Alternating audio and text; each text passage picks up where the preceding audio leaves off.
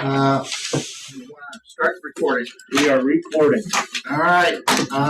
Let's stand for the Pledge of Allegiance and a moment of silence, please. I pledge allegiance to the flag of the United States of America and to the republic for which it stands, one nation, under God, indivisible, with liberty and justice for all.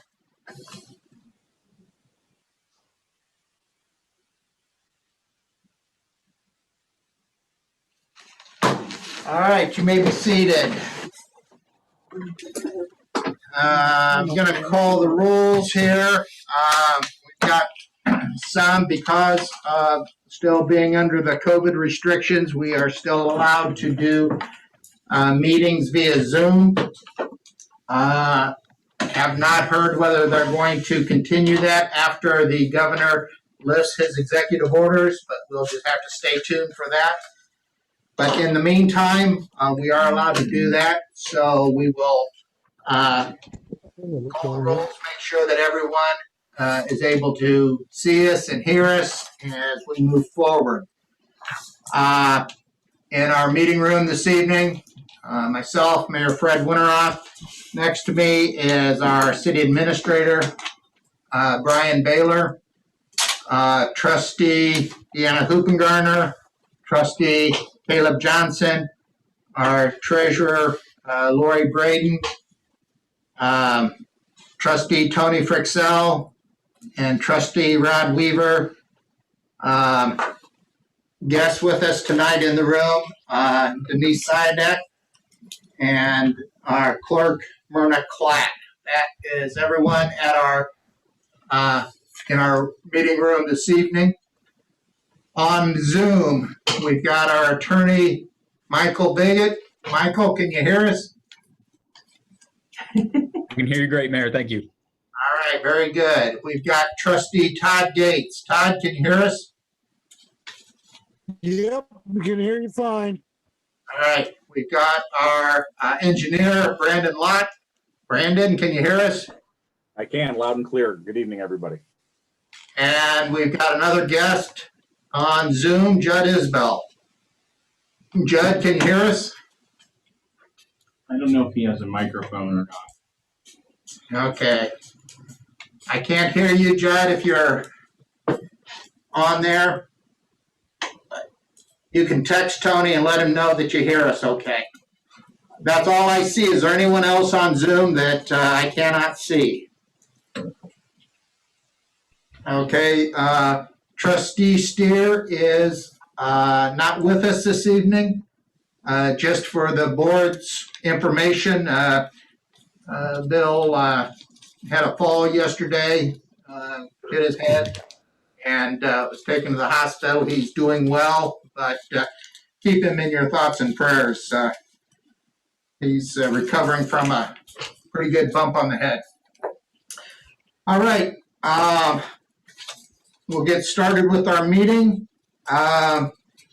Any of our guests have anything that they want to bring before the board? Seeing none, we'll move on to agenda item number 3, approval of our meeting minutes from March 16th, 2021. You should have received corrected minutes today in your packet.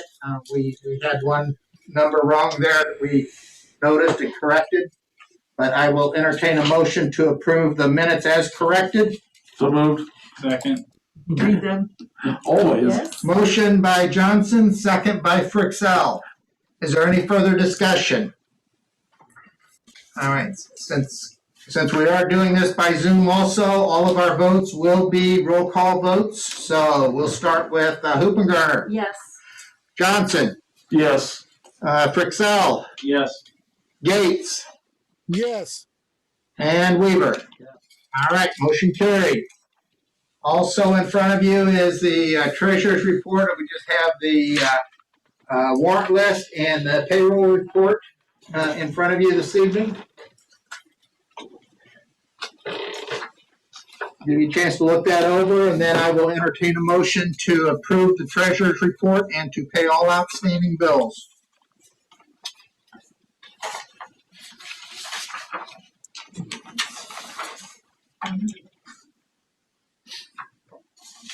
So moved. Got a motion by Hoopengarner, Second. second by Weaver. Any further discussion?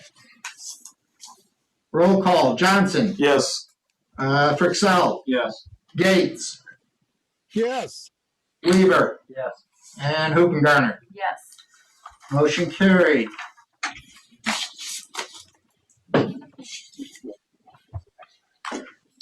Okay, down to number 5 on our agenda. Brandon, you're up. Tell us the good news about our permit. Well, I told you when we submitted it in early January that I wouldn't expect anything until at least March, and I was hopeful they would review it in March or approve it in March. They did not make a liar out of me, and the EPA approved the water tower construction permit on the 31st of March, last Wednesday, and so you are approved to begin seeking a contractor and put out the bid and then permit to build your water tower and associated appurtenances as we prepared in the set of plans. So the short answer is you're shovel ready, which is an important place to be right now. So the board was prescient and thinking about ahead of time back last fall, actually about this time last year when we started the design and preparing that, submitting it, getting reviewed, anticipating that there would be some other opportunities for assistance, and there are. So right now you are shovel ready. There will still be some other minor permit type things that would be required to get started, but those are 30-day type things. So you have a permit. It is good for 1 year. They're fairly easily extended, so I wouldn't worry too much about that. If it gets to be 4 or 5 years old, that gets stale, but I certainly wouldn't panic if it was March 1st of next year and we needed to extend it if we had not had a plan to build, put it out to bid and construct the water tower. The next step, of course, is once funding is identified, is to prepare the bid packages. Sometimes that's easier said than done. With different funding mechanisms come different rules. Some of them require American-made materials. Some of them may have requirements for disadvantaged businesses. Some of them may have cost sharing, all kinds of different things. So once it's identified what pool of money might be used, should you move forward, that can fairly quickly be put into a bid package, go out on the street, get a number, get a contractor lined up. I will mention that water tower contractors there aren't 15 of them in Peoria. We're not filling potholes here. These sometimes have fairly long lead times, and most of the times the contractors can be from out of town and not out of state. So there are a lot of them out there, but again, it's not 15 folks that are in the city of Peoria like some projects we might do. So the next step is really Brian has identified seeking opportunities for funding and assistance, assuming you don't have $2 million lying around, and then go down that road and prepare to construct what is a needed piece of infrastructure for your community. All right, very good. Thank you for your quick work on that. I know that was a lot of work trying to get that all done as quickly as you did, so I appreciate that. Thank you very much. Does anyone have any questions for Brandon? Are we going to discuss the road thing? I have it on my list, but Brendan, if you don't mind sticking around just for a little bit, we're going to be discussing our 5-year road plan, and I'd like your input on that. And after that, you're free to go. I kind of took a stab at that letter, Brandon. Do you think that's a viable funding option, or? It doesn't hurt to write a letter. They sent out 500. Mr. LaHood's office sent out opportunities for that. We were told 500 different entities to submit projects.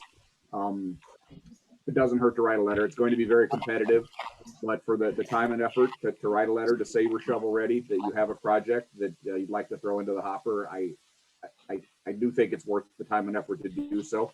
I've received your draft. I thought it was very good. I'm happy to spend a little time on it this evening and tomorrow and have you some additional thoughts by noon tomorrow if that's not too late. And that's fine. Ultimately, we'll give them to Fred, and Fred was going to sign them and send them off. But like you said, it's a letter. Who knows? Is that for There are some significant. Funding. Go ahead. I'm sorry. No, you're fine. Go ahead. It's it's C. I won't get the acronym right. CPF, CFP. See, read in the news, and it is very, very fluid.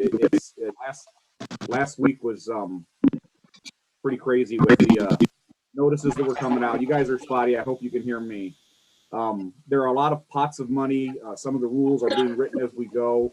The key is to kind of put your name into the hat and say, here's one for your consideration. This is my understanding, and maybe someone knows it better than I. The COVID relief money, the infrastructure bill is out there that is expected to dwarf this with respect to monies available for infrastructure for communities. But right now, the money that's available, the congressman has asked for essentially a cattle call of projects. What needs to be done? So this is an opportunity to throw your hat in the ring. There will be more. And that was the reason you did what you did, to have this shovel ready, to be nimble. So as these opportunities come down the road, to be able to do exactly this, quickly send in a letter, a project description, have the ability to ask for $1.6 million, 80% of your project that you normally would not have. So yeah, this is the community project funding acronym. There are lots of them out there, and we've got people pulling their hair out trying to keep up with this. It is very fluid and not really. Some of the rules really aren't even known as we go. So, Brian, I look forward to helping you however I can, just like this. To send that in. I mean, like you said, it doesn't hurt to send off the letters. Nope, That's easy. it doesn't. It's so. But I guess my biggest point would be that I do not think this will be the last time you do this year, unless you get successful the first time. I think there will be many more opportunities to seek assistance in a variety of manners. Right. That's good news. And I appreciate that, Brandon. Well, what Brandon's talking about is we received a request from Representative LaHood's office for any projects that we have that we would be seeking funding for. So this water tower is the first one that came to our mind, and we are working on putting that in to the hopper to get some money. Like Brandon said, there's the $1.9 trillion COVID relief package has money in there.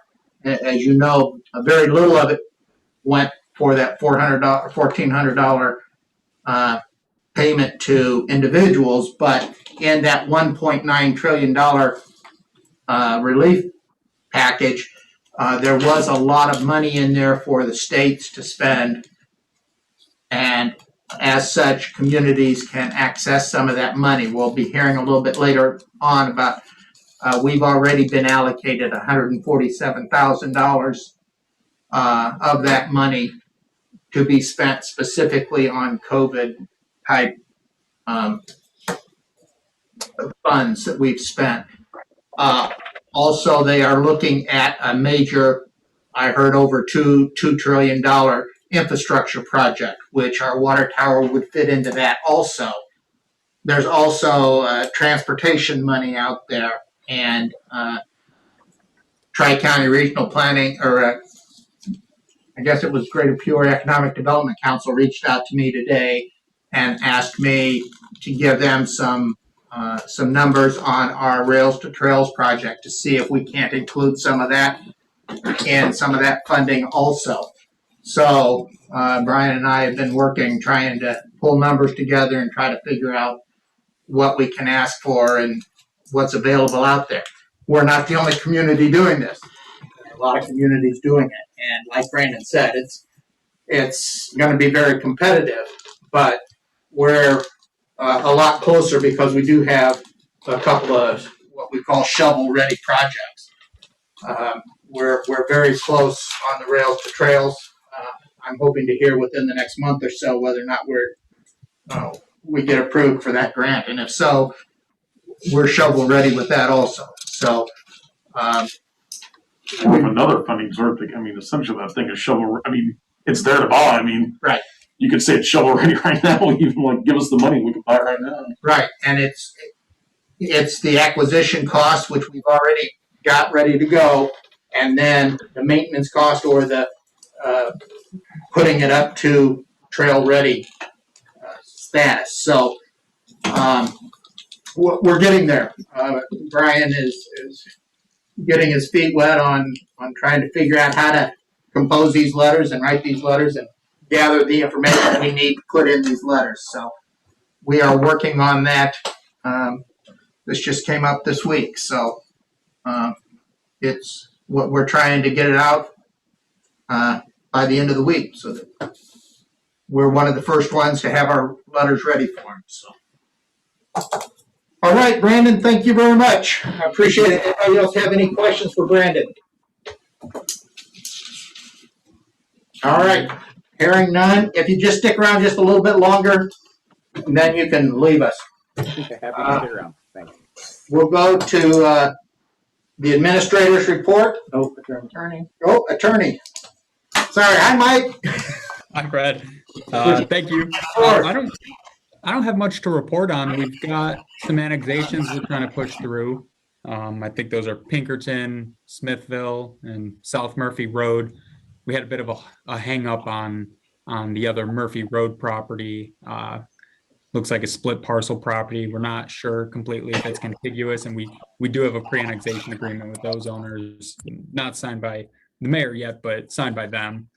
So we're just looking to see if there's any way we can set that up for the planning commission meeting on the 19th.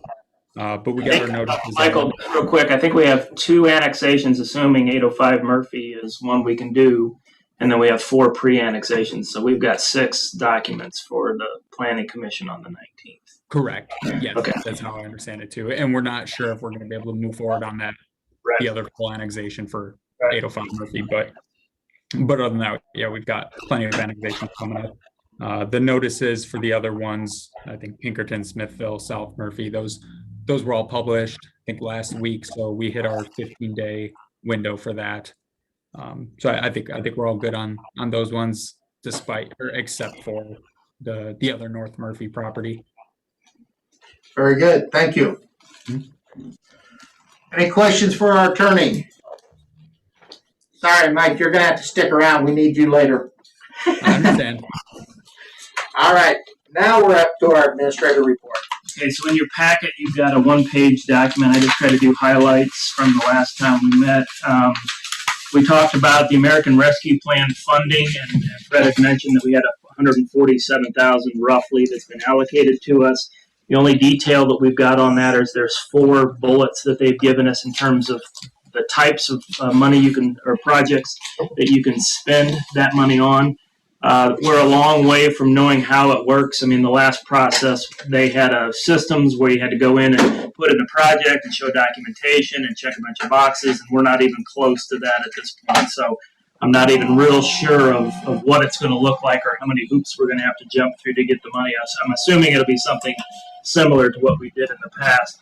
I will call your attention to the very last bullet. It says cost to make necessary investments in water, sewer, and broadband infrastructure. So I guess what I would ask for from you all is if you have thoughts on projects for your areas that you'd like us to consider, or send them to me, because we would love to hear. I've already talked to the staff a little bit, and what I got from Jim was apparently at one point we were looking at doing the Jodan Court lift station overhaul. We backed away from that because we felt like the sand filters was more important. So he said that might be one that we would want to take a look at. And he roughed that out at around $35,000. And then we also talked about maybe meter replacement as it relates to water loss, doing something on the meters. And so that might be another option. But if you have thoughts, or you're either in support of either of those or additional thoughts, I'd love to hear them. Joe Adams with Farnsworth came out, and he and I and Tom and Roger drove the streets. We compiled all the data. Joe sent us a nice report of all the kind of priorities that we put together. I then met with Roger and Tom, and we're working on kind of what a 5-year rotational plan would look like using the funding that we got. So the point would be is every 5 years, every road gets touched that needs it. So every 5 years, we know something would get done. That point, we'd be kind of in perpetual motion as long as the funding continues to be there, where everything would be updated. The team, those guys have done some good work to talk to Farmington with Fred's council to maybe lease their machine to do some spray patching ourselves, which then we could do prior to the oil and chip, which would then help things out a little bit. But their hope is we can get to the point where we don't have to crack fill, we don't have to spray patch, we don't have to do anything because we're on that kind of rotational plan. In addition to that, we've talked about the one big project they're talking about is Murphy Road, maybe in 5 years. That might be where we would set aside money continually for the next 5 years, even though we've got 360,000 some set aside now. We would continue to use 60, 70 on maintenance. Maybe a little bit more than that in the first couple of years to get ourselves caught up, still put some money aside, and then eventually be on that rotational program. Our next steps is once we get that documented, we want to sit down with you, Rod, and review the whole thing with you and have you give us your knowledge and say, like it, don't like it, move this, change that, whatever, get your approval, and then we'll bring it back to everybody here. But we wanted to get our legwork done and our staff work done before we got to that point. I just want to jump in here real quick and say that with this, the first couple of years, we will be spending a little bit more money to try to get onto that 5-year rotation, which is good because over the next 2 years, we still have a little bit of that extra MFT money coming in. As you recall, they're basically doubled our MFT for the next. Yeah, I think of the total funding, if you count what we put aside, is like 135 for the next 2 years, and then after that, it's Rebuild Illinois money. Once that Rebuild Illinois money drops out in the third year, it's like 106, something like that every year, kind of moving forward. And that includes the $5,000 a month we put aside ourselves plus the MFT dollars.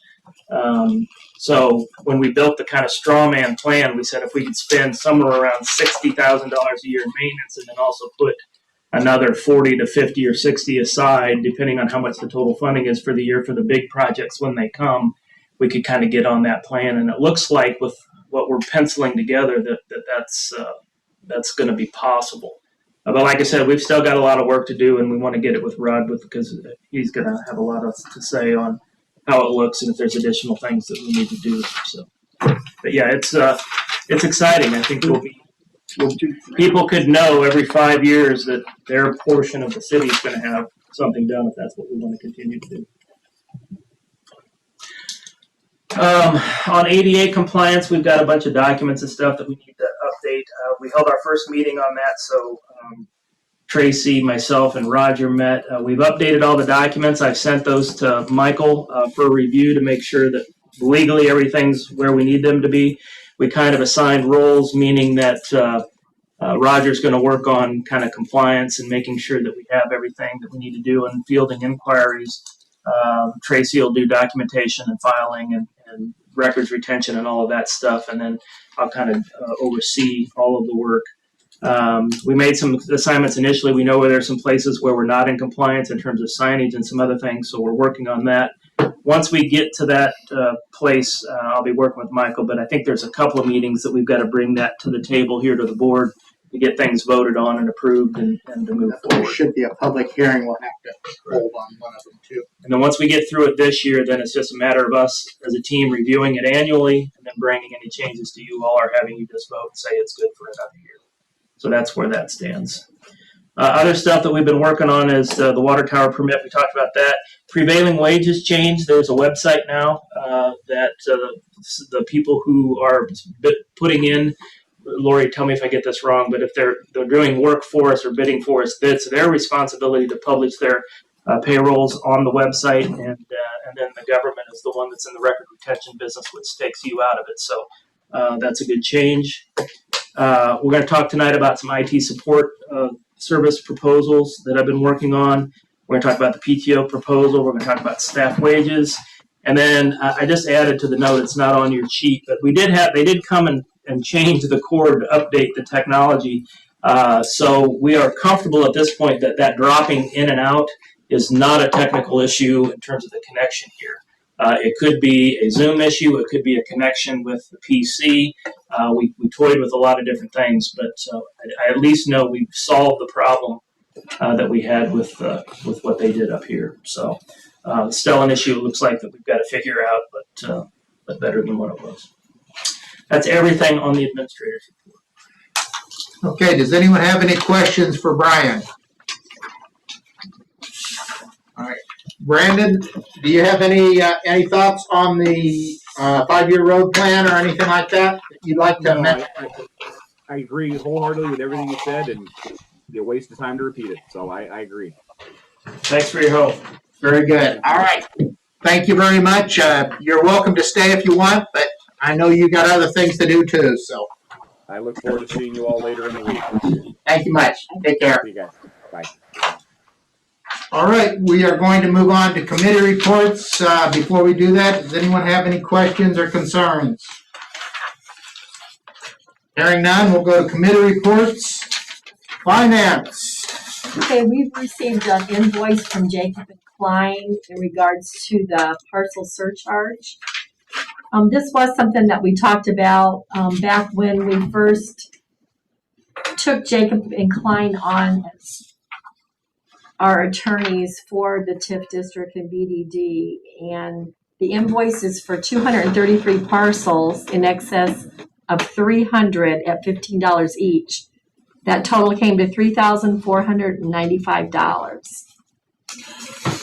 So I make a motion that we pay the $34.95 to Jacob and Klein. What's the parcel surcharge? It's the parcel surcharge is a charge in our contract with Jacob and Klein that they give us 300 parcels.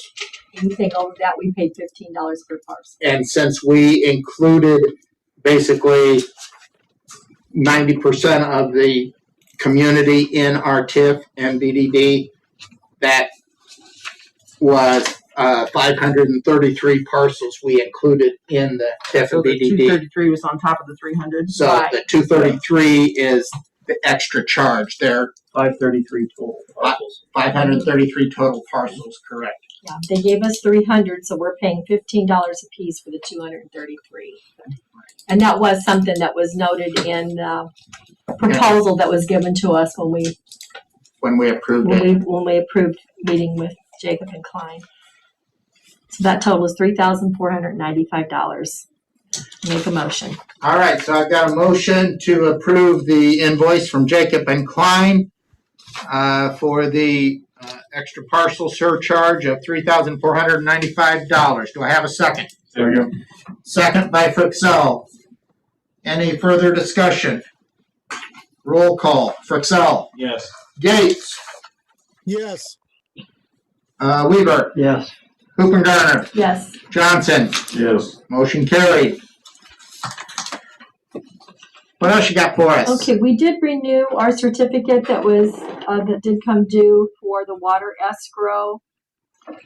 That amount was $11,289.81. 39 months at 0.36%. Ooh. Well, it's going up. We're at, We're in the money. Hannah City Community Bank, and this was the water the escrow? water escrow. The Yeah. 11,000 CD for water escrow. We do have, I believe it's 6 certificates that are going to be coming due at the Bank of Farmington. We had put those in a 3-month 4. term. 4. I think We we had only have 4. We only have 4. Okay, We renewed them for a month 3 at months. 1%. 3 months. 3 months. They don't come due till the 21st, so we can put those on the agenda for the next meeting to vote. All 4 at Bank of Farmington? Yes. I thought there was 6 of them on my Yeah, email here. I think there's only 4. I did want to note, though, that one of those certificates is for Rails for Trails. Mm-hmm. So if there is something that is going to be needed, because that's a big chunk I think there's like $111,000 in that CD. Yeah. Might want to consider putting that back into the savings account. Almost. Yeah, what I would recommend is that we just renew it for just a short time, 2 or 3 months again. Yeah. We usually will have at least a month or more time frame to be able to spend that. So, and I think the last time we renewed it, it was at 0.1%. Yeah. So even at that, if we have to pay a penalty for cashing it out, you're not looking at that much money. So all of these will just be put on the agenda for next meeting to vote on. All right, That's all I have. very good. Gates, sanitary, what do you have for us? We have a quote for the Chicago lift station from Linden Company. We need a new pump, a motor, and a control cable, and it comes to $9,245. All right, is that a motion? It is if no one wants to discuss it. All right, well, we need a second to discuss it. Do I have a second? Second. Second by Weaver. All right, discussion. Like Todd said, this is the Chicago lift station. It's, these pumps aren't cheap. You're looking at almost $9,000 for a pump.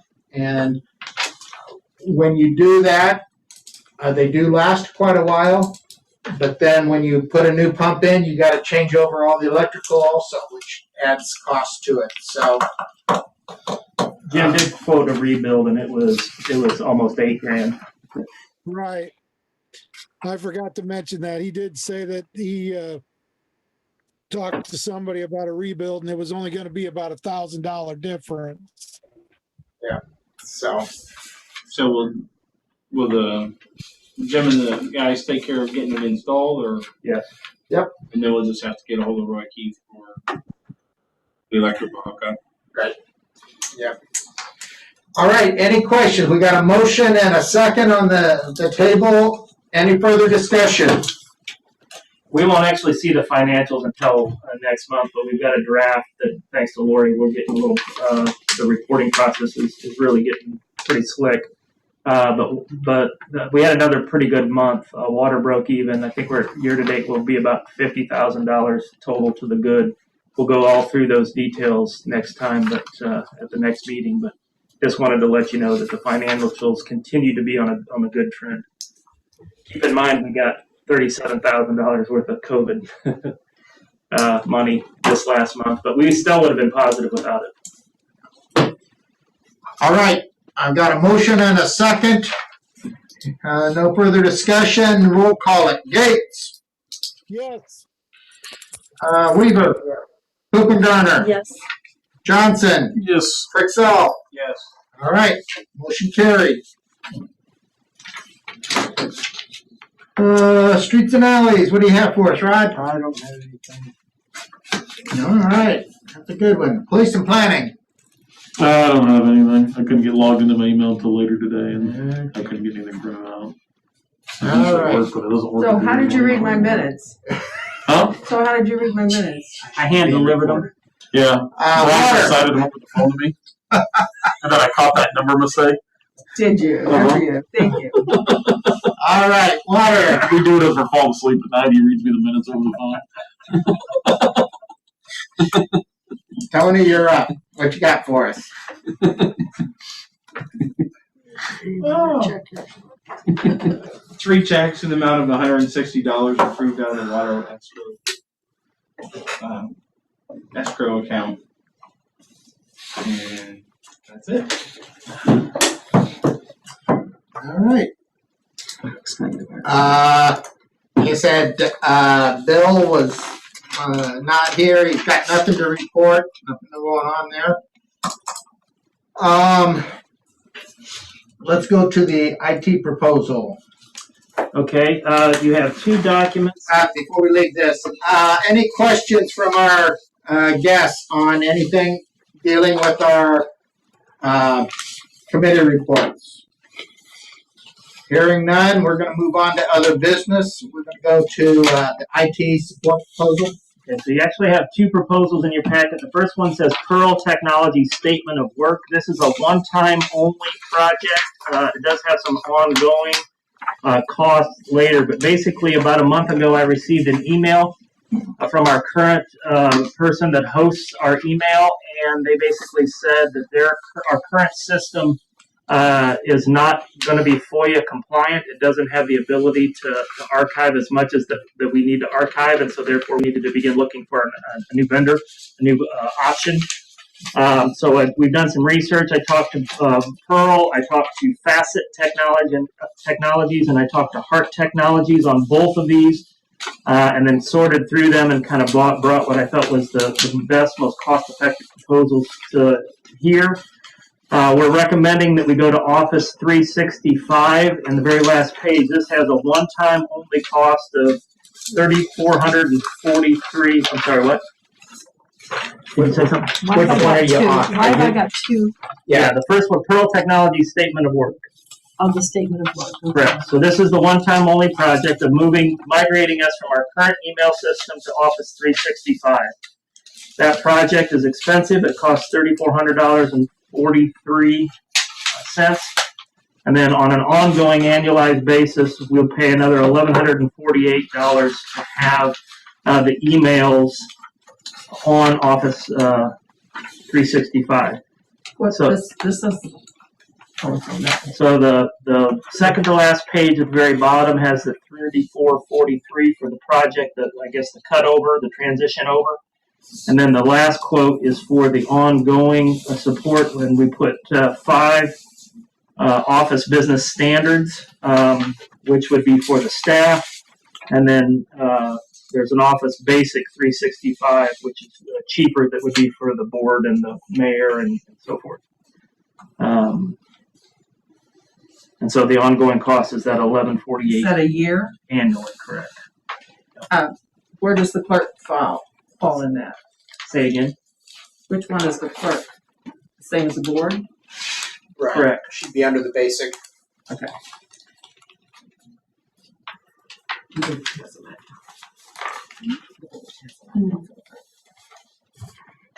So, like I said, this moves us to Office 365, puts us on the standard platform, probably, and I know I've talked with Tony about it, and he's going to recuse himself from the vote since he works for Pearl, but his knowledge has been helpful. I can tell you that he had no influence on me bringing this proposal forward. We looked at all 3 of them, but I don't know if technically if you want to speak to the benefit of Office 365 or not, Tony. Yeah, does anybody have any questions? Brian, I'm not sure if we can have Tony involved in the discussion on this one, only because of his Thank you. job experience with Pearl. We'll recuse him completely. I'm sorry, but thanks. You're good. All right, so basically, like Brian said, one of the problems that we have with our current web hoster And email hoster. is that they also host our email. I don't think you guys have had problems with your email, Yeah, I did today. That's why but I couldn't literally get to the website. Oh, you couldn't? They just sent me a different address to go to, and then I made it. I have problems with my email because under FOIA, you have to archive all your emails and keep them available in case we have any FOIA requests. And I have exceeded my limit several different times, so I have to call them, and she has to go in and manually bump up my amount that I can archive. And we are getting over her limit that she's able to do that. And so, they've been a very good web hosting business for us. They've hosted us for several years, but we're getting to the place where we're not able to use the email capabilities of them. So we had to start looking for something else, a bigger platform that would be able to host us and would be able to archive all of our emails and documents that we do need to keep per FOIA.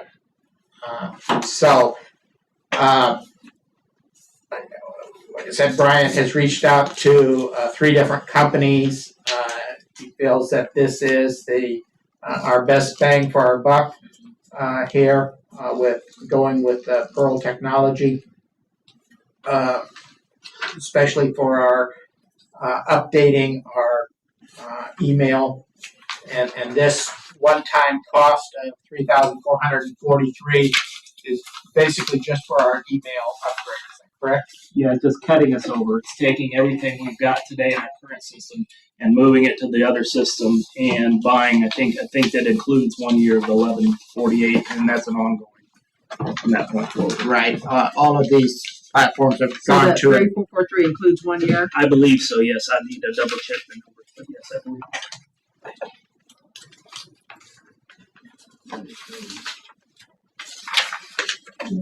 No, the annual subscription for Microsoft is additional there. And that total is 1148. No, see, it says the project software, there's 1148, project labor 2295. Okay, So yep, that 1148 is for 1 year. you are correct. And this is not to do with the Office package because we do have the Office package 365. Yeah, we've got, I think we've got a We pay for simpler basic version of it. We've got the basic version that we are using at this time. This gets you email, calendaring, I mean, everything, all the software, everything. Will it all transfer over? It should. I mean, we probably, I don't know if there's an addition problem, if one's on 07 and one's on 09, there may be some work, and that's why the cutovers, necessary is to make sure all the files get over and nothing gets lost. That's that $22.95 labor cost to make sure that all goes over there. So, so that is before us. It's something that we're going to have to do at some point. I don't know if you're ready to vote on it this evening, but if so, I will entertain a motion to approve this proposal from Pearl Technology for our email and software. What's the other page before that? We'll get to that in a minute. All right, we've got a motion by Weaver. Do I have a second? Second. Second by Johnson. Like I said, it's something that we're going to have to do sooner or later, so might as well get her done and get the process started so we can get this all moved over. Is this something that could be under the CARES Act? I don't know that we know at this point. It's possible. Right, we don't have the information yet from what they are going to allow and what they're not. Typically, what happened on the last time is they hired a third-party vendor to come up with all of the specifications of what is allowed and what isn't, and we have not seen those specifications yet. So, the last time we were able to get a lot of our technology paid for under CURES, and we will try again this time if it's possible. Of the 4 bullets, there's nothing specific to technology, but it doesn't mean you can't, find a way to have it apply. All right, so I've got a motion and a second for the Pearl Technology Statement of Work for a cost of $3,443. Hearing nothing further, roll call. Weaver. Yes. Hoopengarner. Yes. Johnson. Yes. Frixell. Abstain. And Gates. Yes. All right, motion carried. Okay, so the second document then is for what's called a managed service program. So this is the purpose of a managed service program is to hire a tech company to proactively manage all of your technology, everything from backup to security to, when something breaks, you've got them on retainer, you call them, they have a ticket, they come and fix it. They put proactive software on the system so they can see if somebody's phishing to try to get in to your systems. It's pretty common. It's something that I think we need to do eventually. I'll leave it up to you guys to whether or not you think that the timing is right now. They're normally, managed service agreements are normally 3 years in length. What I'm recommending is that we do a 1-year agreement, which has a one-time only fee because it's only 1 year of $500 to prove it out, and then it's $240 a month for the number of computers that we have. $240 a month. A month? Per computer. But they're gonna waive No, that if we total. do a 3-year agreement, they'll waive that 500. Correct. If we signed a 3-year agreement, they would waive the 500. That's true. For me, and again, whatever y'all decide makes most sense. I'd like to do it for a year and prove it out and make sure that we're getting the value that we want from the program. Again, I've quoted both Pearl, Heart, and Facet, and I can tell you that this was almost half, not quite half the cost of the other two vendors. So basically, in simplest terms, the way it works is anything breaks, whether it's the Wi-Fi or anything technology-wise, this will be our first phone call.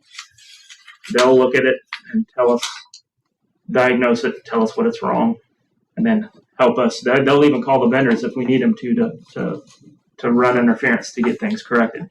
Today, when that happens, Lori loses, in my view, a significant amount of time to have to chase that stuff down and get it fixed, and others do as well, not to count the downtime and so forth. So for me, the big benefits are sometimes they'll actually, if we have a shortage or an outage overnight, they'll know it before we come in the morning because somebody will have seen that, and then they'll be calling us the next morning and saying, okay, you had an outage. We need to make sure all the systems are up and rolling and so forth. So Does that $240 a month, is that locked in if we do the 3-year agreement? correct. It's $240 a month, whether it's 1 year or 3 year. The only difference would be if you only do 1 year, you pay the $500 one-time only fee. So Which would be paying for itself in 2 months. in the 3-year, because 240 and 240 is 480. $240 a month. I know. So we're in one case we're committing to, and again, I'm not opposed to it. I'd like to make sure. But that'd be $28.80 a Yeah. year. Yeah, that's it's a month, not a year. Yeah. So we'd be committing to what, almost $6,000 versus committing to $2,800, or actually $3,200 for 1 year, right? $28.80. $28.80 plus the $500, so that would be $33.80 for 1 year, and for 3 years, $86.40. we're looking at $86.40 for 3 years.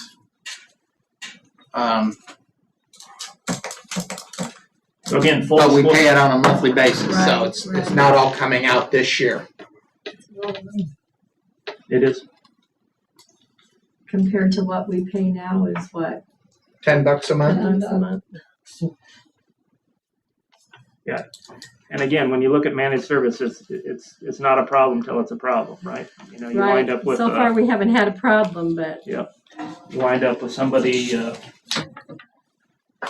hacking you and can't get to your data.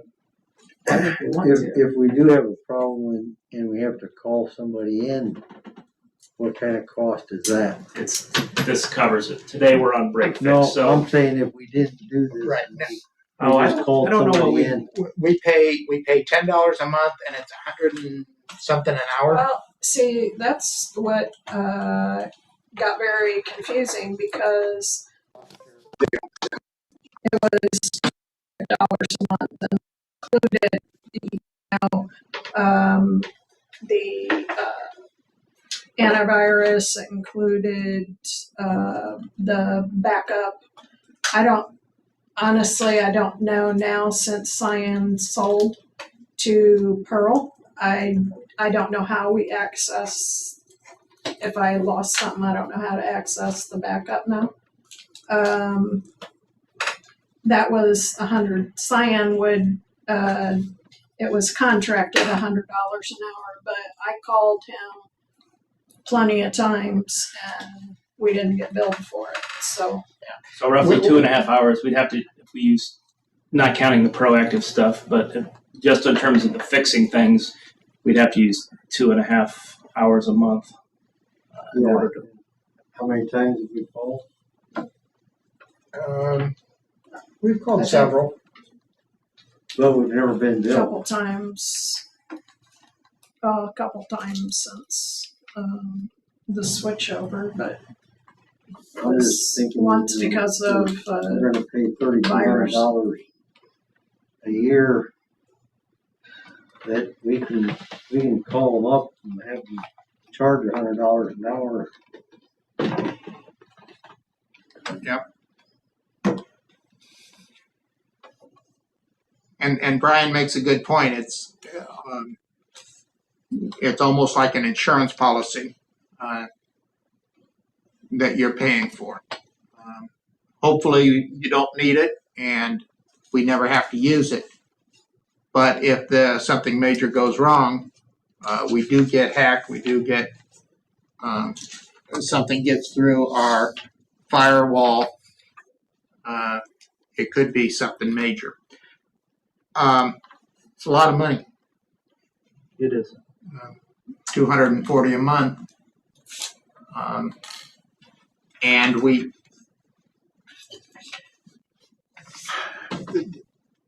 the pros for it is we're getting more and more technology coming in. When we first started with our technology, a lot of it we were able to kind of do ourselves. Now we're getting a lot more stuff coming in, bill pay wise. We're taking our payments through the computers now. We're getting more information. A lot of our revenue that's coming in now is all coming in through the state. We're not getting the checks that we drop off at the bank. It's all being done electronically now. So we are moving more and more towards a digital age. Another thing along with this is our systems right now probably need to be upgraded. Our computers,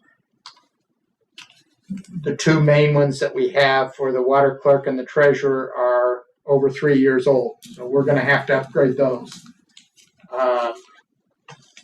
The laptop is new, and but we've got a couple other computers that are 8 years old.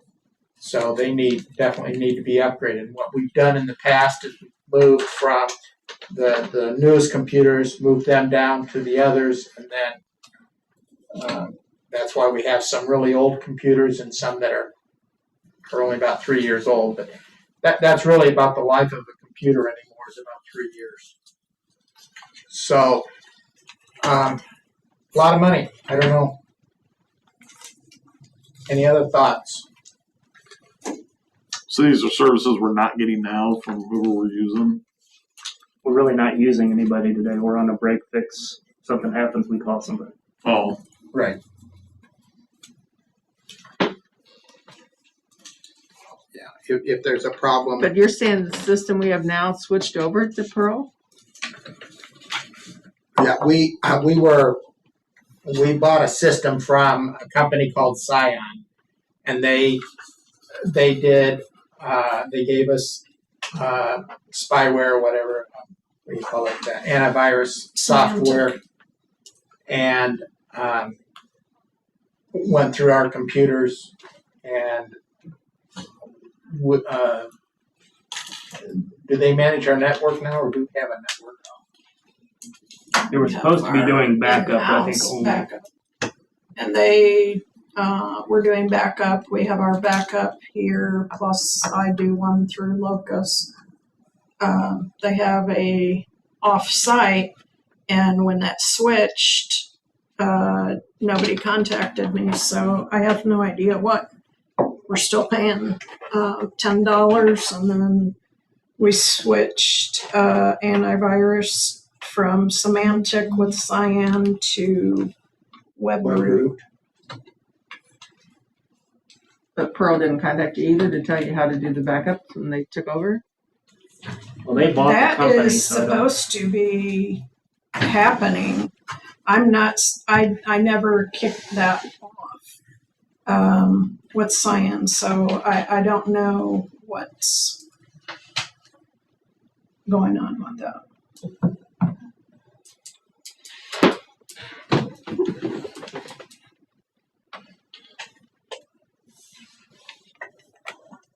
All right, any further discussion? Todd, do you have any comments?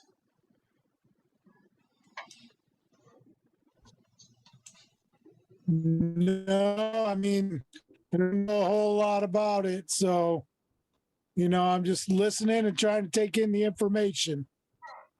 All right. Anybody else have any input? You want to table it one meeting? As part of it?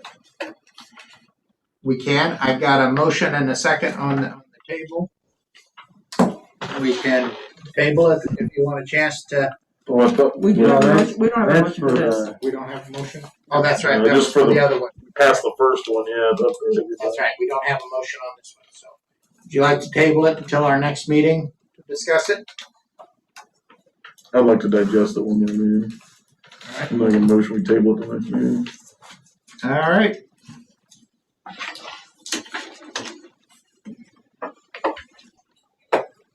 We need a motion for that? We don't need a motion for that. We can just table that. We'll put that on next month's agenda to do that.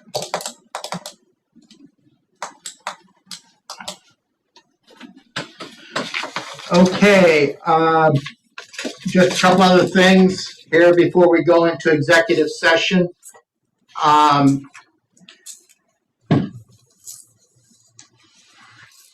Don't forget, our dinner is coming up Thursday at Gill's at 6:30. Hope you're all able to attend with your Formal. spouses. Formal. Formal, yes. What, Just, Tucks and tails, no. Tails. Tails. So, yeah, don't forget that that's coming up. Oh, yes. One thing that did not get on our agenda for this meeting is we had a request from Boomtastics to get a fireworks permit to sell fireworks.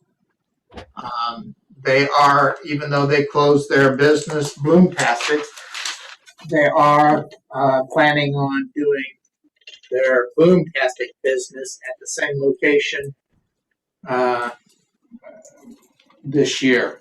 well, Bloomtastic's still open, isn't it? No, Well, the storefront, but they still do landscaping, don't they? Yes. well, they do landscape. Do they still own the property? No. No. They never did. Then won't they have to get a rental? They're ready, they already have that agreement. They have a rental agreement set with them already. Good, okay. So, we will put that on the agenda for the next meeting. Do we have any objections to them, getting a permit? Because they needed to know, and I had, They've got to apply for their state permit if they're going to do it. And, it got overlooked at this meeting, so we didn't get it on this meeting, but if we don't have any objection, we can well, still vote next meeting. they can move forward getting their state permit if we give them the okay to move forward. Anybody have any objection? All right. we will vote on it at our next meeting, but we will let them know that they can proceed, knowing that we will be voting on that at our next meeting. All right, Are you gonna do the PTO? we're gonna go into executive session and discuss the rest of those items. And then You have to leave. we will come back and do that at that time. Michael, is that okay? I think PTO should be an open session if we're not talking about specific employees, but the raise proposals, those can be an executive. Okay, the PTO then, PTO, paid time off schedule is in your packets. This was the proposal that we discussed at the last couple of meetings. We were talking about instead of vacation time and all of that, going to a paid time off and doing it. The reason we did not vote it on at our last meeting was because we weren't sure that we could track it the way that we had it proposed. We checked into that, and So we can't, the accrual the process is possible. We're a little limited in terms of the ability for it to automatically do the updating every service anniversary. So our proposal is to just do everybody January 1, so one time a year. And so rather than be on their service anniversary date, it's January of their service year. And that way it's easier for Lori to track, to make sure that she knows that it's there, to automatically adjust them when they need to bump up. So we can do it, but we think that we need to do it in January rather than at each service anniversary, the accrual. but they are able to, the computer is able to accrue it by month so that, they get so many hours a month, basically. That would be for paid time off. That would go towards paid time off. So on the back of the page, it basically says, and I don't know whether you all agreed to this last time or not, but we would move to paid time off rather than personal and vacation. We would change the eligibility based upon those 4 criteria, which is what we talked about last time. We would grant days per existing rules one last time. Brian and Tracy at their 1-year service anniversary, and everybody else would be granted their year 1/1/2022, and then we'd move to the accrual period at that time, so they'd be accruing the following year, so they'd have it the next year in January. That's how it would work. So the only thing we're not doing is accruing from service anniversary date. I think we've met all the other criteria that you gave us. Carryover and pay in lieu of rules would stay the same as they are today. Those would not be changed.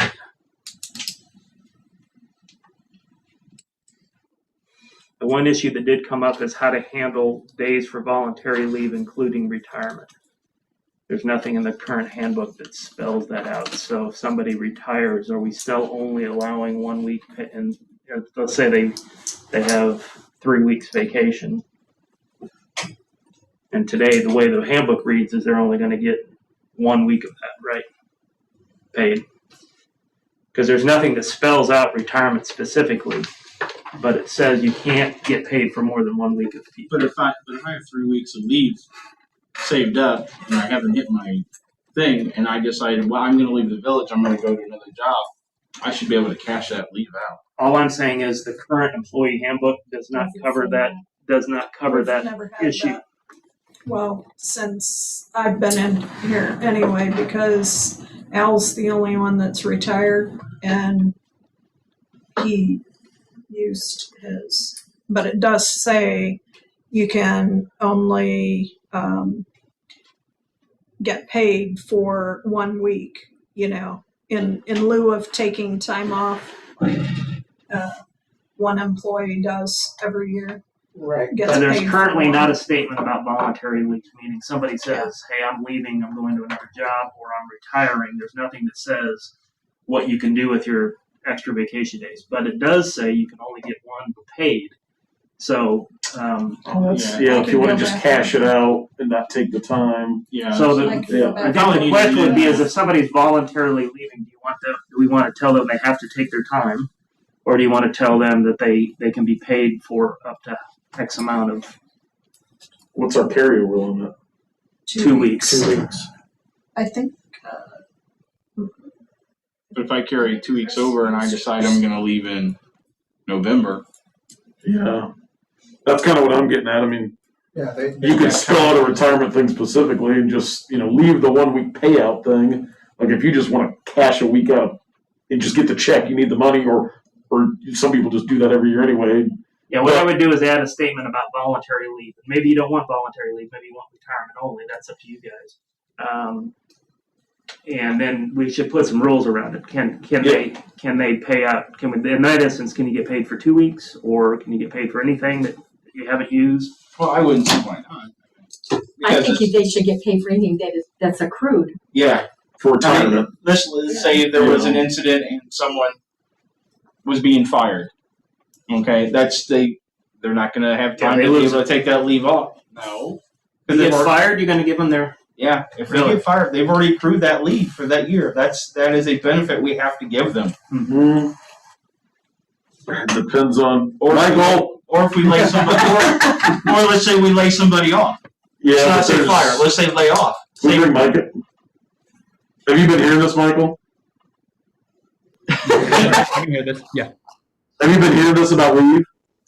Are we required to, like, if we fire someone, if we go to a PTO format where it's just PTO, that's the time you have off, that's everything into one, no separate vacation, sick time, anything, just PTO, and somebody gets fired, are we legally obligated to pay them out all their accrued PTO? I'm not sure with municipalities, but I'm pretty sure there's a law that any accrued vacation time, PTO, you get laid off or fired, you can cash that at the end. I think so. Yeah, because that's something that they've earned. We're not giving Yeah. it to them ahead of But I know time. there's certain things you don't have to though, but, I don't know where once that line's what at. is that? Some things That you fired can makes a add to difference. your service time. I mean, once Isn't we get the vacation time? accrual thing going, Yeah. it's never going to be more than 2 weeks anyway, right? Because you can only carry over 2 weeks. So if you quit January, Well, no, but if you carry over 2 weeks and then earn during that year, then but you start accruing January 1. So Yeah. if you, So you're starting at 2 weeks. I guess your point is if you Yeah. if you quit December 31st, And you hadn't used any of that time, you could have 6 weeks built up. If you're in 4 weeks a year, if you're a 20-year employee, you could have as much as 6 weeks built up. understand. So what I think I'm hearing you guys say is that if somebody leaves, voluntary or involuntary, they could get paid for all their accrued PTO time. Right. Since we only have one It's always category, been that probably way. so. I think what I'm thinking of is when you have it broken off separately. I know for sure certain aspects that, like if it was sick and vacation, then some of it you get, some of it you don't. But Right. I think if you put it under one bucket, it's just that's the only thing you got. So it's all or nothing. Right. Yeah. Right. But even at that though, if you're only able to carry over 2 weeks. Yep. So at the end of December 31st, you've only got 2 weeks on the books. Right. January 1, you have 2 weeks at the most. Right. Right. So if they leave January 15th, they've got the 2 weeks plus the day or 2 days or 3 hour days. or so Yeah. that they've accrued it so far. But if they leave the way we just said it, if they leave October December 1st. 15th, Yeah. they got their 2 weeks plus everything they accrued that year. Well, if they haven't If they already haven't taken it. used- Correct. Yeah. Potentially somebody could have 6 weeks. Sure. And Sure. that would be If worst they case, haven't pretty taken- crazy. If they haven't taken any time off the whole year. And they're a 20-year employee or whatever. All Yeah. of our Or a 10-year employee. I mean, it'd be a rare Go instance, in the but last part of the year. But basically what they do is they say, I'm leaving December 31st, and so from November on, they don't work. They're using up their yeah, you can do that too for sure. Yeah, true. using yeah. up their time. Yeah, Yeah, your retirement date We're could not be 2 saying months that after you they have your have last to do work day. So Yeah, true. on January 1st, Do they have, or they have to wait till they accrue it? If So- they didn't carry anything over, if they're starting Then fresh. yep, you accrue from 0. So after one paycheck, if you whatever divided by 26 pay, or I guess we do weekly pay. So Well, divided by Well, What we're Tracy saying is for this 1 year, 0.77. this next time, they're going to get Yeah. what they've got in the past. They're going to get But I everything mean- on January 1st. Okay, but And then they're say- going to begin accruing for the year. So all they'll get is what they get dumped on January 1st, the normal amount. Then the next year, So if they wanted to take vacation in February, they probably wouldn't have any. Will you carry over? They'd have the 2 weeks if they carried If they over. carried over, If if you they carried didn't carry any they didn't over. carry over. that's why we said for the first year, Right. we'll give them just Yeah. like we've Well, always that's for done. this And year, then not really the first year, Yep. for the rest of this year. Everybody will have a chance to start. January with that 1, way. January 1, Lori's going to get her full vacation time, and then Yep. she's going to begin accruing for the next year. So she's not losing. Oh, so Yes, that's why we did it that way, so nobody's in the situation. So- Exactly. January 22, if she doesn't carry any over, how many vacation days is she going to have? None on January. Well, however many she accrued per day up till January. Yeah. You accrue. No, I'm sorry, January 20 of 22, she's going to have her full amount again. Why? I thought she hadn't accrued it yet. She hasn't worked. Because we said for the first year, so we would avoid the situation where, Yeah. I thought that was for 21. Is that for 22? no, it's for, 21, we already got they already got it. everything. Yeah, January So it'd be So January 22, 22, they okay. get it, and then they accrue So again. January 23rd. They won't until 23. They won't start accruing until 23. Now they start accruing, If you're giving them 2 weeks or whatever at the beginning of 22, that's for the no Or 22, sorry. That's for the year of 22. They can't accrue leave plus get that 2 week that time at the beginning. That's double dipping. Right. so that's fine if you want to do it that way, then now we're back to the other issue, Tony, which is if that's the case, then if she doesn't carry any time over, she doesn't have anything in January. Zero. Like Right. Tracy, if you're going to switch to It's a that, maybe I one-time, wasn't it's a supposed to mention her one-time, name, but she'll it's a But I- one-time thing. But aren't you double dipping if you give her full vacation in January and then she accrues up through July? Now all of a sudden she's got. That's the way it's always worked in the past, is they get all of it in January 1st. That's the way it's worked. Right. If we give them notice that January 2022, this will be the last time in January you are getting your full vacation time. And we're saying then you begin accruing for 2023. Not until No, not 2023. 23. I'm disagreeing with you, but at the end of the day, you guys can vote on it however you want. I just don't think it's fair. But you're double. But we're giving them a year notification. These people bust their tail. I know. But you're giving them double. You're giving them their full vacation in 22, and then you're also letting them accrue another full Which- vacation. Then put a restriction on it that they can't use it until the beginning of 23. Or say they don't start accruing until 23. Well, then what Then happens they is just if they don't carry anything Yeah. over, they have zero. So the people that have nothing, and I mean, I can see it both ways because when I was in the military, we did the accrual and you start out from zero and you earn, if you have no time, you just have to wait until you may not get a vacation You for get 2.5 days a years. month, 2.5 days You a know? month. To me, it's no different than what we're doing now. We dump it on January every year anyway. Okay. For the whole year. For the Don't you whole see year. that the you're whole doubling year. that? All we're saying is the beginning of January of 2022, you're accruing for the next year rather than just waiting and getting it all. You need to advance them, do an advance, and as they accrue it, it subtracts from the advance. That's what we did. That's what we did where I work at now is when Yeah. you started on day one, you were allowed, like So if you you're earned 2 weeks, accruing. if you earned 2 weeks your first year, you were allowed to go in the hole up to 2 weeks that year. If something came up and you had to take time off, you could go in the negative, and that way at the end of the year you could earn it back. But they would, that way, if something happened in January, one of our kids gets sick or something, or anybody, then she could take time off, and then she just have to earn out of the hole that year, and then She just wouldn't be able to use more than she would earn. exactly Right, that that's first year. That way right. you're not stuck with zero, the capability of not taking any time off at all. Right. That I agree with. 100%. Yeah. Because I think it's sticky doubling their. And the only reason I think that is we're starting early enough this year that you can make them, make plans to know that, you can carry over up to 2 weeks and then you'll accrue as time goes on and you can go in the hole if you need to. So I have to think through how the going in the hole works. Because if let's say they say, I'm quitting, they're going to ask for their accrued. You've already given them the 2 weeks. Now they're going to go, well, I've worked this long that I'm accruing for next year. I want paid for that. So it's double. So it's double because you're saying, okay, here's this. But now they're saying, okay, I've accrued this much, 4 months. I want to get paid for that for next year. Well, you didn't actually earn that because we gave it to you already.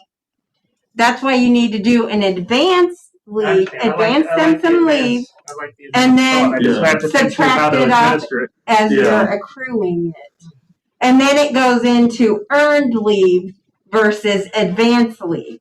Just have to see if Yeah. whatever we used to pay with Locust will let you do a negative number. Well, or It may be that simple.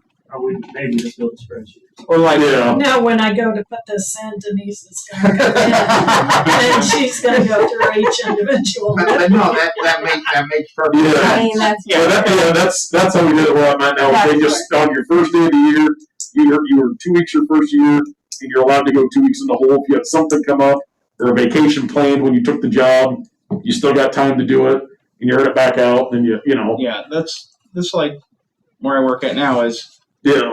you know, Well, we can start that in January then. We don't have to dump in January again.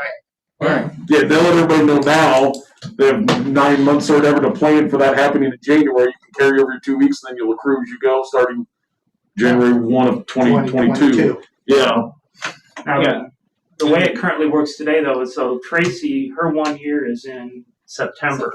The way our process works today is she gets dumped the 1 week or whatever, however many days on their 1 year service anniversary. We do service anniversaries now. Just for the first year. Oh, well, that would be beneficial for her then, because Unless she's you're the least. moving up to a new level. Oh, gotcha. So would we still give Actually, her no, her that week in does happen September? January. Sure. Yeah, because she's got it coming. Yeah, Okay. which works out great because she's our least earner, if I'm saying that right, of vacation. So that would be fortunate for her because it eliminates probably the person that be in the biggest pickle. I don't know when your 1 year is. August. So this year? Oh, so the 2 people that earn the least amount are going to get a dump before we go into the accrual, and we'll have a buffer going into it then, right? Right. Yeah. Well, so that'll, I mean, because you and her would be the most exposed, have the most exposure not having time off, and you're going to get a dump of your 1 year stuff then, and so you'll go into it, Yeah, and they may be authorized, however many weeks at the beginning of the year. That's your baseline. So, if they have no time accrued and, they have 120 hours, they get to use for the year or whatever, 3 weeks, Yeah. then, They can't go in the hole any more than what they would accrue that year. Yeah. correct. That first year to get started, yeah. Once you go through a full year, then you're, Yeah, and you don't in really, general, I mean, obviously maybe exceptions, but yeah, you in really general, don't- once you get past that first year, get in the cycle, then you're. I mean, it's basically it makes sense to me now because then if you were going to begin to be able to accrue 3 weeks that year, right? Yeah. You can still if you want to take the first 3 weeks of the year off, Right. you can do that, but you don't get any more for the rest of the year because you're accruing You're in to, negative. Yeah. accruing to catch up. Well, the first year, once you got out of the first year, there was no more going negative. You just planned yourself and made sure you carried over a little bit to account for it. It was just that first year when you started at 0 time. If you had to do something that first part of the year, they let you go negative. But then after that, then it was. Is that the way we want to? It's year? straight accrual. yeah, after the first year, there would be. After the first year, you're in that cycle. You just know that But if you do, you're still due against the negative. No, No, you don't go negative after the first year. Yeah, but That's just to get you in the cycle and carry it over. If you use all your vacation during the year, in January, you're gonna start off with 0 again. No matter what year. So you're really not getting if you get 4 weeks, if you have to plan on carrying like I plan on carrying 2 weeks over. Right. Yeah. So you're actually only going to get 2 weeks. 2 weeks Yeah. plus what you accrue that year, But Yep. you'll accrue another 4 weeks. Yeah. during that year. So Yeah. yeah, Roll over two, you'll have 6 weeks in that year. Yeah. If you want to roll over 2, you still have 4. Yeah. Yeah, but if you keep the negative going, then you can use all your vacation that year. And then in January, you start your accrual again, but you may want to take January off. You're going to be in a negative until you then you better save some time from the year before if you're gonna take a ton of time a year. Why do you have to, if we're giving them that many days a year, why do you have to save it? Why didn't Yeah, it be they made don't- every year? Because they But haven't it's approved it considered yet. advance, so if they don't work Or that you should amount go- of time, then they have to pay that back. As they earn it. Unless it's just, here's 4 weeks regardless if you only work 1 month. I mean, cause then you could just January 1, just go in the hole, take your 3 weeks vacation and then quit. And you owe that. Well, then you owe Sounds that like a back. You didn't accrue because you for didn't. Yeah, it works everywhere I mean, I've never been under a different system and you've never had it. Once you get into the system, you're into the system. And everybody will have a buffer going in. It's, They don't never had a need a problem with buffer. yeah, Like if they want to take a vacation in January, yeah. we're advancing them, but they need to know you haven't actually earned this. The question on that before us though is, do we do that for the first year only, or do we allow that every? Yeah, That's the that's- question we're debating. After that, you just plan. If you know you're taking a vacation in January, then you better build vacation for that January day. He's arguing we do it Actually- for the first year only. I think Rod's arguing that we do it every year. Our employees never, everybody saves it for summer. Right. And the last couple weeks of the year, it never fails. It doesn't matter. You're taking your vacations in January. You're accruing on January.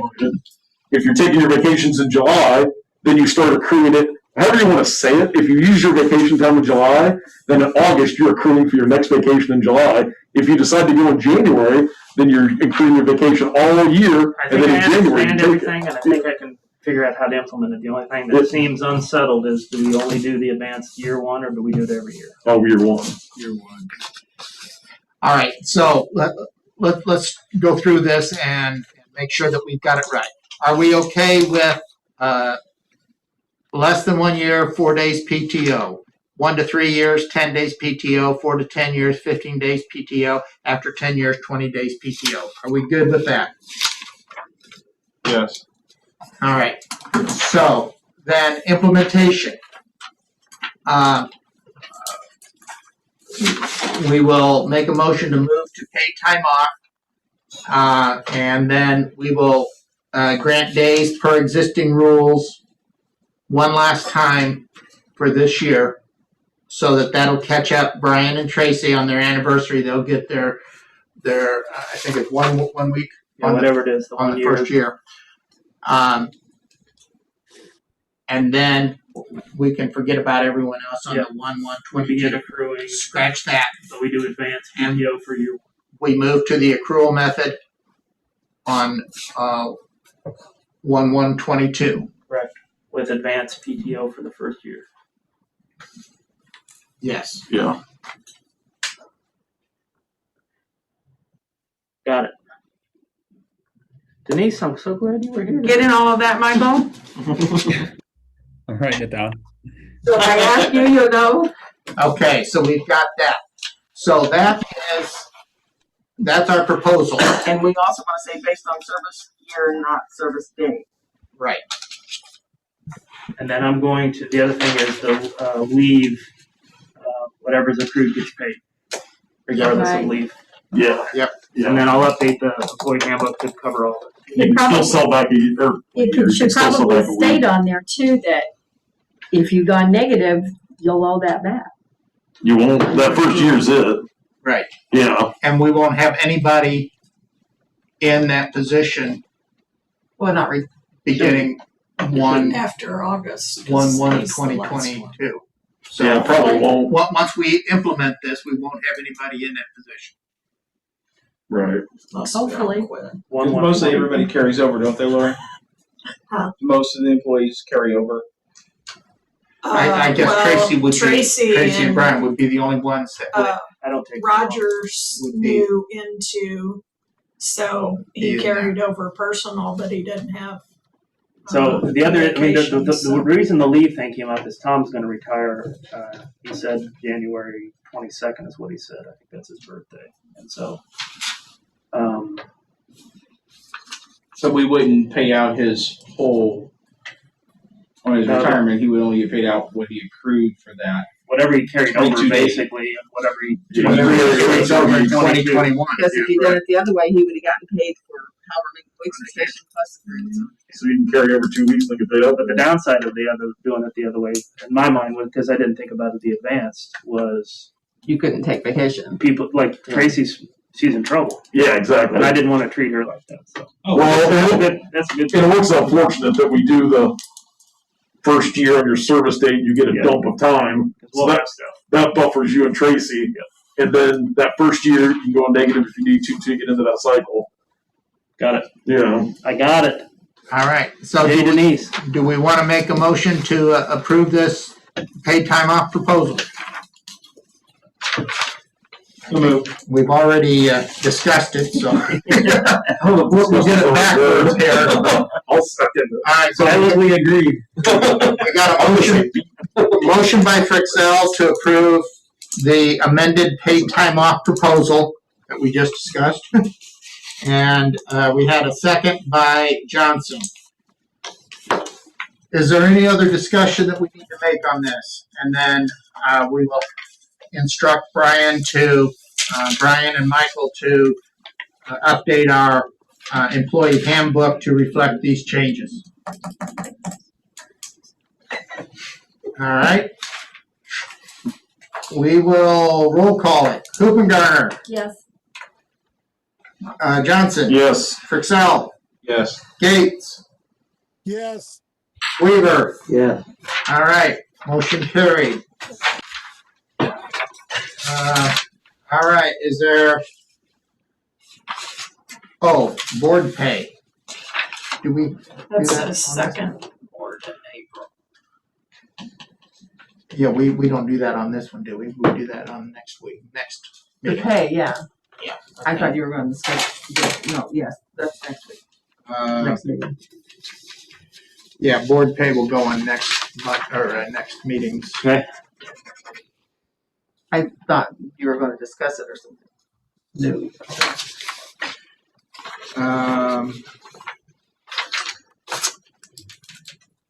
And that's it. You can take. So, And if you go to. I will, I think that pretty well covers everything except for our executive session. So, Judd, I'm gonna have to ask you to leave. Hey, it's been great having you. I hope you were able to hear us, and I hope you're considering coming back on the board. We'd love to have you on the board. Denise, thank you for coming. I hope you will consider taking over this position from Myrna.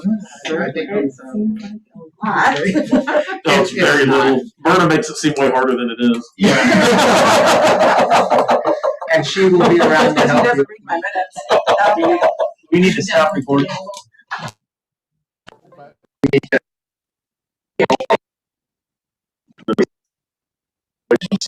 Yeah, and then we'll stop recording. And then start recording, and then stop recording, and start recording. All right, so what we are gonna do is I need a motion and a second to go into executive session to consider issues of employment, compensation, discipline, and performance of employees. Motion by Hoopengarner, second by Frixell. Any further discussion?